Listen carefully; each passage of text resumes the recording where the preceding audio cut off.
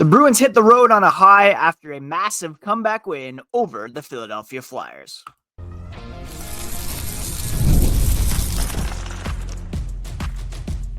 You're Locked On Bruins, your daily podcast on the Boston Bruins, part of the Locked On Podcast Network, your team every day. What is up, Bruins fans, and welcome back to the Locked On Boston Bruins podcast. I'm your host, Ian McLaren, and this is a daily show where we discuss all things Spoked Beat. Today is Monday, December 9th, and I want to thank you so much for making Locked On Bruins part of your daily routine. Free and available on your favorite podcast app and on YouTube, part of the Locked On Podcast Network, your team every day. And today's episode is brought to you by Game Time. Download the Game Time app, create an account, and use code LOCKEDONNHL for $20 off your first purchase.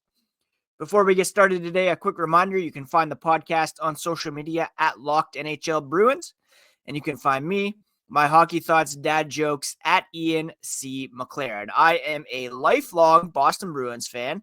I've been covering this team for various outlets for almost 20 years now.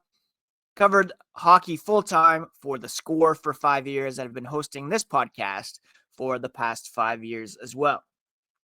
The Bruins with a massive comeback win over the Philadelphia Flyers on Saturday, and it was big for a couple of reasons. For one, the Bruins have had so many issues scoring on home ice in the third period this season, and when they were trailing 3-1 entering the third period, I'm sure I wasn't alone in thinking, this could be a bad way to finish this homestand and embark on a 5-game pivotal road trip that will take the Bruins to the West Coast and through Western Canada. But enter Trent Frederic, who scored his second goal of the game at 5:18 of the third period to reduce the deficit to 3-2. And then Brad Marchand, the captain, tied the game at 14:38 on a breakaway, beating Flyers goalie Alexei Kolosov 5-hole. Not to be outdone, Marchand later in the day would coach the Bruins alumni team in a Warrior Fund charity game. Team was stacked with some 2011 Stanley Cup champions. He was coaching alongside Tim Thomas, and he capped the day by sitting on Patrice Bergeron's lap for a team photo. Just the perfect Saturday for the captain. Then, in overtime, Jeremy Swayman made one of his 23 saves on a Joel Farabee breakaway attempt to keep the Bruins in the game.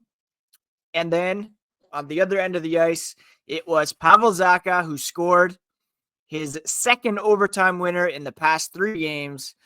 Some tenacious board play by both Pavel Zacha on the side and then David Pastrnak, who maneuvered around the net and delivered a precise backdoor pass to Zacha, who fired it past Kolosov for the victory. It was very reminiscent of Pastrnak to Zacha just a few nights ago to beat the Detroit Red Wings. And you cannot understate how important that comeback win was for the Bruins. It exemplified not only some of the qualities that have been on display during this recent turnaround under head coach Joe Sacco, but it showed some resilience, determination, even their depth with Trent Frederic coming in with his second 2-goal game here in recent weeks. And just so huge for the Bruins to head out on the road on this high. To have lost to Philadelphia, a team below them in the standings, and then to head out on the road would have been disheartening. But to be able to come back in the third period and then get that extra point in overtime, Joe Sacco, interim coach Joe Sacco, I should say, said it shows the sign of a team that sticks with it. You're not going to have your best during the course of 60 minutes each and every night. There's going to be times in the game where there's ups and downs and ebbs and flows. You just have to stick with the process. And that they did. Zacha, who was engaged in a long battle in the corner. It's something he said, when you win those battles, you can be one guy. making a huge difference there. And that's when good things happen. When Pasta has the puck on the stick, Zacha was just trying to get open. It was a great play, but that battle for Zacha and Pastrnak on the side behind the net was extremely, extremely important. And huge credit to both of those guys for being so tenacious in overtime. Frederic added, when the team's doing well, it feels good for individuals. The Bruins have been playing well. They've been winning. And now that that's happening, you feel good about your own game as well. Massive save by Jeremy Swayman in overtime. And that coupled with the board play to get the 2 points, Charlie McAvoy said was pretty awesome after the game. John Tortorella of the Philadelphia Flyers was very upset after the game, saying the Bruins were doing some diving, what have you. But yeah, sometimes the puck is going to bounce your way. Sometimes it's not. On this day, things fell into place for the Bruins, who got a huge 2 points here as they embark on a road trip that begins Tuesday night in Winnipeg. We'll preview that game, of course, fully on tomorrow's episode of Locked On Boston Bruins. But when it comes to storylines, again, the Bruins had been incredibly ineffective and inefficient on home ice in the third period this season. Did not inspire much confidence when they were down 3-1 in this one. But hey, this is a different team that we're seeing here. Not necessarily in terms of personnel, but just a more united team, I would say, is a huge difference between pre-Sacco and now. They're playing for each other. Things are bouncing their way. They've won 4 in a row, and it was great to see them get this 4th win in a row. They're 7-3 over their last 10 games, 7-2 under head coach Joe Sacco, and they're going to face a tough test here now as they embark on this Western Conference road trip. Heading into Saturday's action, the Bruins were now still 7th in the NHL, in the Eastern Conference in terms of point percentage. That's after the Rangers lost to the Seattle Kraken on Sunday evening. So heading into Sunday evening's action, I should say, the Bruins 7th in point percentage, just a bit up on the Rangers. And we'll also update the Atlantic Division power rankings tomorrow ahead of this game against the Jets. As today's podcast continues, we're going to take a look at some stats and signals that we can take away from the game against the Flyers as the Bruins prepare to head out west.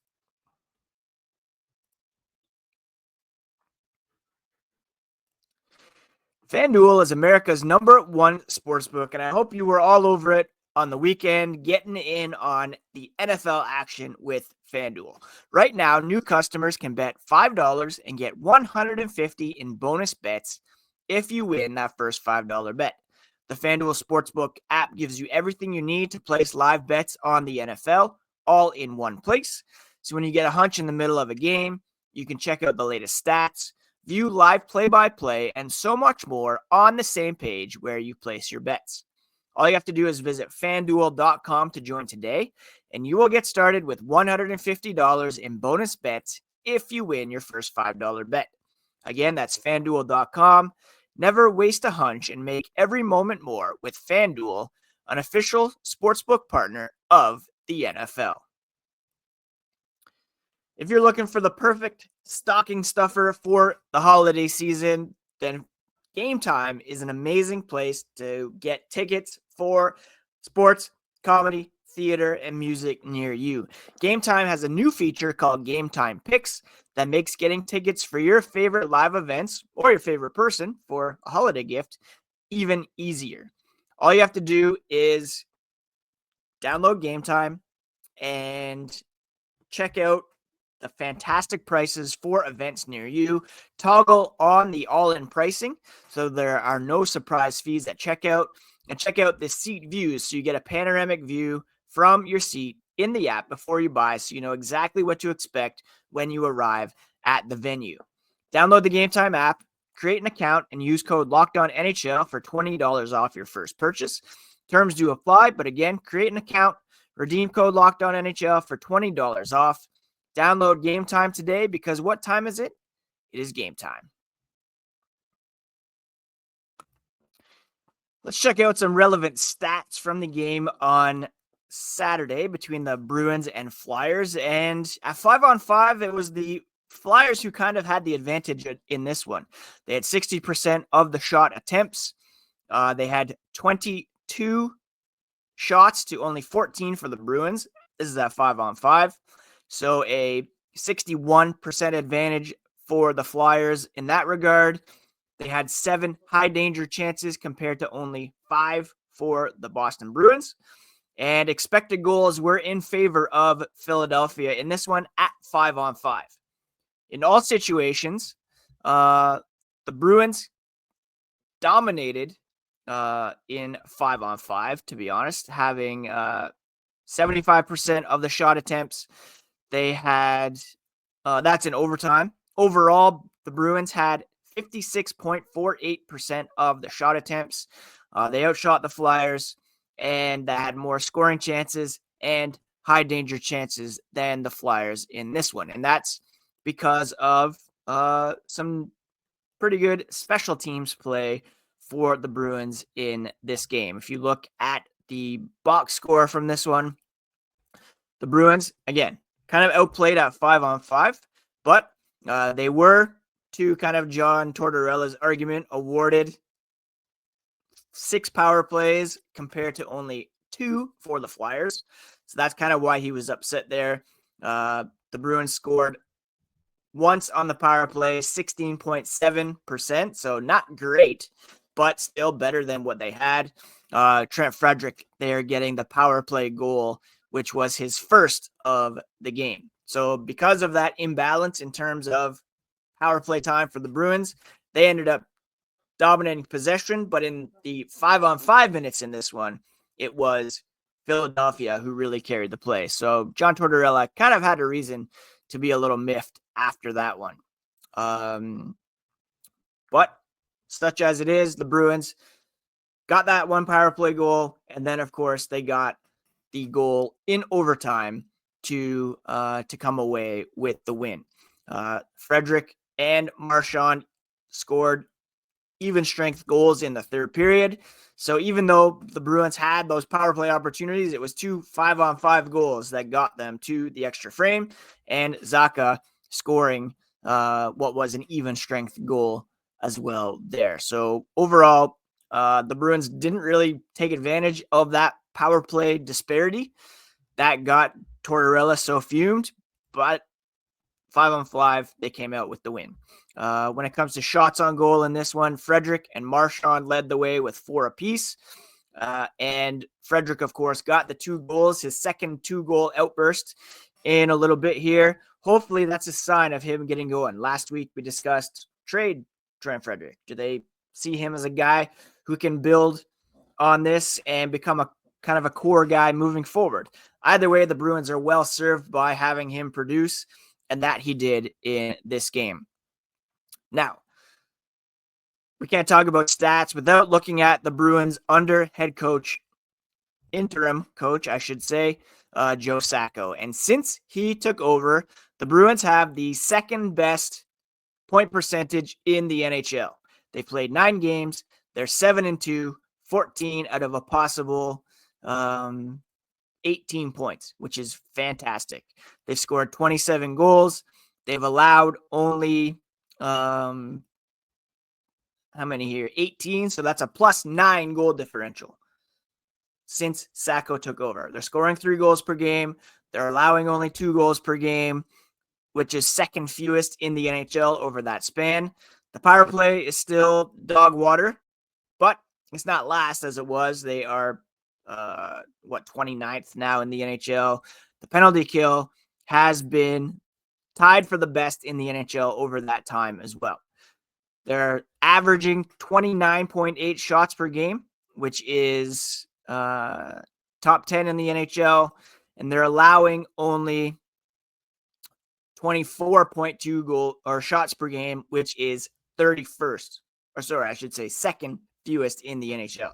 So some great gains made under Joe Sacco here in terms of shots for, shots against, a positive goal differential. The power play still struggling, so that could improve the Bruins even further if they could figure that out.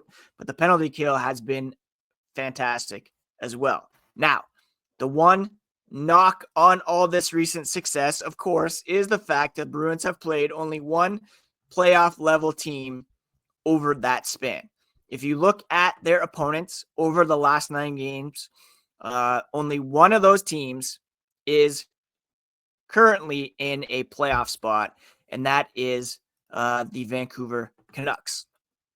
A team the Bruins probably should have beaten on that occasion, but to whom they lost by a score of 2-0. But they pretty much outplayed Vancouver in that one. They also lost to Pittsburgh, who is coming on a little bit here as of late, but still one of the lesser teams in the Eastern Conference. So those are the 2 losses.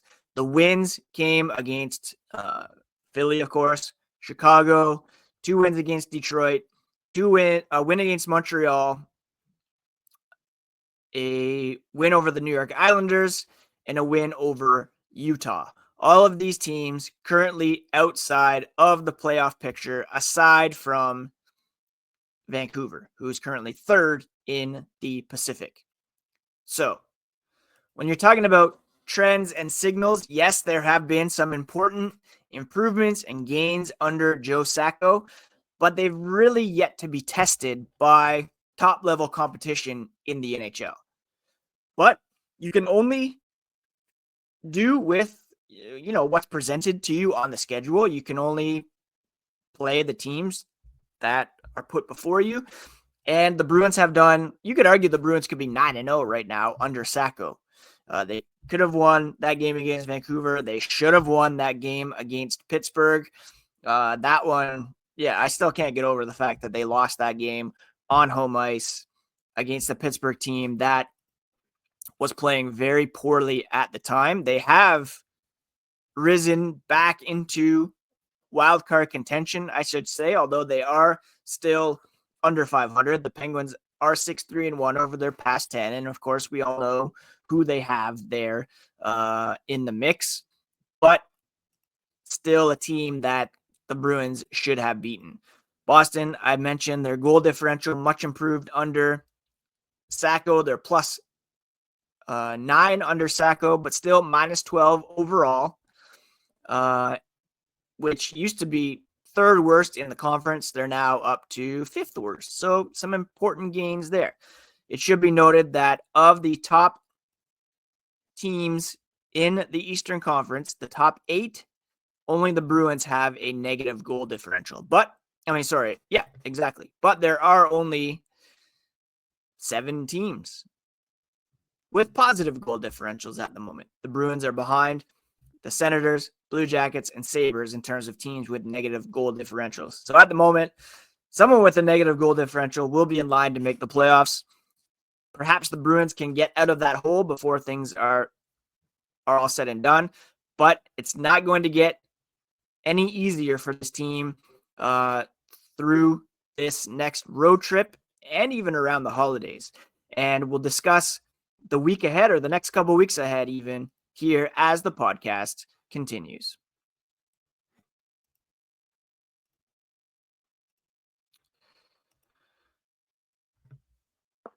Run your game all season long with Prize Picks, the daily fantasy option that we just love around here at the Locked On Podcast Network. Now, Prize Picks is the best daily fantasy sports platform, and one of the reasons I say that is because they put their members first. They have over 10 million members, billions of dollars in awarded winnings, and they make fantasy sports accessible to all. They're also very good in terms of putting their members first. All withdrawals are fast, safe, and secure. And when your picks hit, you can get your money in as quick as 15 minutes.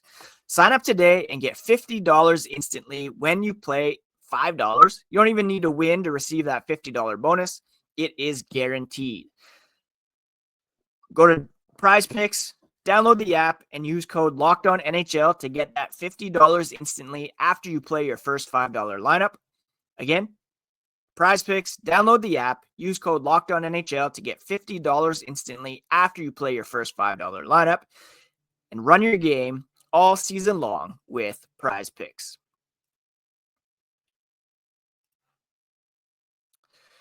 All right, get your coffee ready. Get whatever you need to stay up later than usual, because the next couple weeks are going to wreak havoc on your sleeping patterns if you are a Boston Bruins fan. They're practicing here on Monday, and then they will be heading out west. Contrary to popular opinion, Winnipeg does have an airport, so the Bruins will be flying into Winnipeg. I've seen it. I've flown out of it. There's a Swiss Chalet there, the only Swiss Chalet in town, as last time I was there.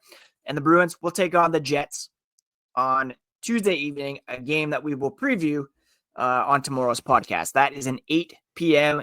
Eastern start, so not too bad. The Jets did get off to a hot start this season. They're still tied for the most points in the Western Conference. Tied for most points in the NHL, actually, with Washington and Minnesota. But in terms of point percentage, they're slightly behind those two teams because they played one more game. Capitals, I can't believe how good they are this season. Most points, best point percentage, and the best goal differential so far in the NHL. Just incredibly wild. From Winnipeg, the Bruins will actually, it's kind of weird because the Bruins are playing 4 games in Canada over the next couple weeks. But instead of doing Winnipeg to Alberta and then Vancouver and down to Seattle, they will go Winnipeg, cross the border back to Seattle for a game 10 p.m. Eastern on Thursday night. Seattle just finishing off a Eastern Conference road trip of their own. Now, they are outside of the playoff picture, but they've been playing not too bad as of late, beating the Rangers here on Sunday, and also recently beating the Islanders and the Hurricanes on that trip. So Shane Wright, also a guy who is exploding lately with some offensive performances. Then from Seattle, the Bruins will travel up across the border to take on the Canucks. That will be a 10 p.m. Eastern start on Saturday, the 14th. That will be a Hockey Night in Canada game, so that's always one to stay up for. And then they'll get Sunday, Monday off next week, and then they will take on the Flames in Calgary on Tuesday night, a 9 p.m. Eastern start, and then finish off this road trip with a game against the Oilers, who are obviously not a team to be taken lightly as the defending Western Conference champions. Now, if you look at the West, that's Winnipeg, who's second in the West with a 714 point percentage. The Oilers, Flames, both in playoff positions above 500. The Canucks, a top 5 team in the West, and then Seattle, who is a 500 team now and still in the thick of it. So a very tough road trip here coming up for the Boston Bruins. All these teams, including Seattle, have positive goal differentials and are not to be taken lightly. Now, after that, we're kind of getting ahead of ourselves here, but the Bruins will come home, take on the Sabres before finishing out December with 2 games against the Washington Capitals, who I mentioned, top team in the NHL, and a home against Columbus, who's been a surprising team so far. So all that to say, the Bruins have done well under Joe Sacco in these 9 games, but there's really going to be a test here to round out the 2024 portion of the schedule. And in order for the Bruins to validate the gains made under Sacco, they're going to have to say, I'm going to say we need 6 points out of this road trip. 6 of a possible 10 points. 500, I don't think is going to cut it. Anything less than that, will kind of just bring them back down to where they were heading into this road trip. So huge pivotal games. You're going to want to subscribe to Locked On Boston Bruins to stay up on all the latest here as they go on this road trip. We'll preview the game against the Jets tomorrow, update the power rankings, and bring you all the latest on the Boston Bruins here on Locked On Boston Bruins. Of course, please do check out the Locked On Fantasy podcast next.